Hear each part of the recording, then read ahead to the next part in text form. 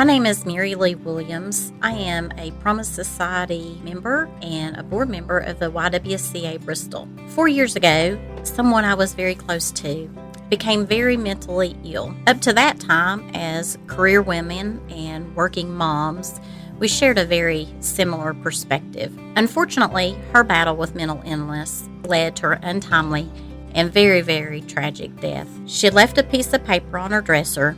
In big letters across the top of the page, it said, "What gives me hope?" She had written, "A rainbow gives me hope." A rainbow was what gave her hope. You see, her perspective had changed that year. A rainbow went from just being something beautiful in the sky to the last bit of hope that she was hanging on to, literally for dear life. A different perspective, much like the different perspective of many of the children and families that we serve at the YWCA. To them, our building and programs just aren't something for the community to be proud of. The services provided there are sometimes the hope that they hang on to. As a founding member of the Promise Society, I challenge you to not just listen to the stories that we have to share today, but hear them from a different perspective, from a perspective in true need of hope. Because I'm blessed to have a choice. I'm choosing to be a rainbow in someone else's cloud. I hope you will join me in giving others hope. My name is Aubrey Freeman, and I am part of the Moms R Us program.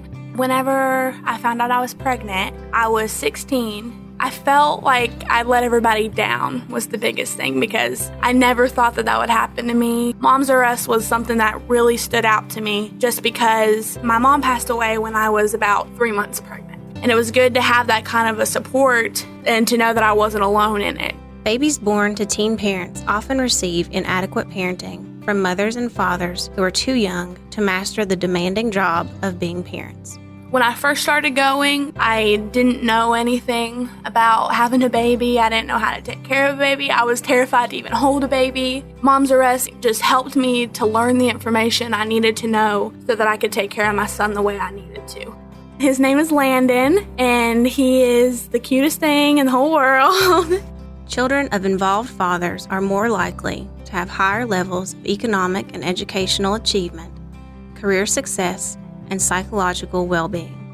When we first started going, Aubrey told me she was going to a class and she asked me if I wanted to go. I already have a ton of brothers and sisters, so I knew a lot, but I know a lot more now. They've showed me better ways to take care of Landon and how to be a better parent for him. Moms R Us provides more than just diapers. It provides support for teen moms and dads before, during, and after delivery through parenting, budgeting, relationship counseling, and more. I did a program where I'm going to be able to go to Virginia Highlands next year for 2 years for free. So I had to fill out a FAFSA. Moms R Us also helped me when I had to do my taxes because I didn't know how to do that either. I never thought that anyone would do that for me. The YWCA gave me hope by showing me that there are people in my community that don't know me, don't know all the things that I've been through, but are willing to do whatever they can to help me and to help my son and to help my family. Susan Stewart and my daughter Holly, she's in Tech Girls through the YWCA. Holly was kind of timid and shy. She didn't have a lot of self-confidence. 47% of girls between the ages of 11 and 14 are held back by low self-esteem. She wasn't used to being around other girls, and with her being in Tech Girls, she's made friendships that's probably built for the rest of their lives. When Tech Girls had their prom for them, they had the dinner, but they did their hair and their makeup, and they furnished a dress. All the other girls voted her prom queen. She was just shaking all over. She had the biggest smile on her face, and I was there, and I was so proud of that. I've watched her go in as a young girl, and she's such an amazing young woman now. When she talks to you, you can see the confidence in her. Right now, I've been working 2 jobs. With her being in Tech Girls, I can work longer because I don't have to worry about her being home after school by herself.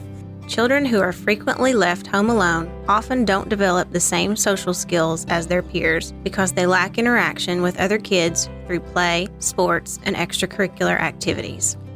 Being a single parent, we don't get out a lot.